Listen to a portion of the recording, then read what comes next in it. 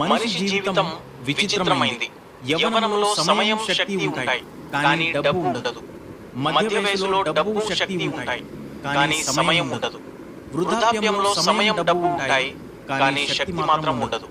తెలుసుకునే ప్రయత్నం చేసే లోపే జీవితమంతా ముగిసిపోతుంది. మనం పుట్టినప్పుడు మనల్ని ఎవరు వచ్చి చూశారో మనకు తెలియదు.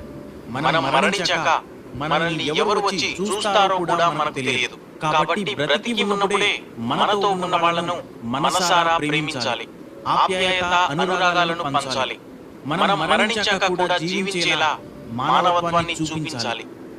ఎదుటి వారు ఎలాంటి వారనేది మీకు అనవసరం. మీతో మంచిగా ప్రవర్తిస్తున్నారా లేదా అనేది ముఖ్యం. ఎదుటి వారిలో తప్పులు వెతికేవాడు ఎప్పటికీ సాటి మనిషిని ప్రేమించలేడు, అలాగే ప్రేమను పొందలేడు. సాక్షాత్తు భగవంతుడైనా సరే బాధల్ని అనుభవించి తీరాల్సి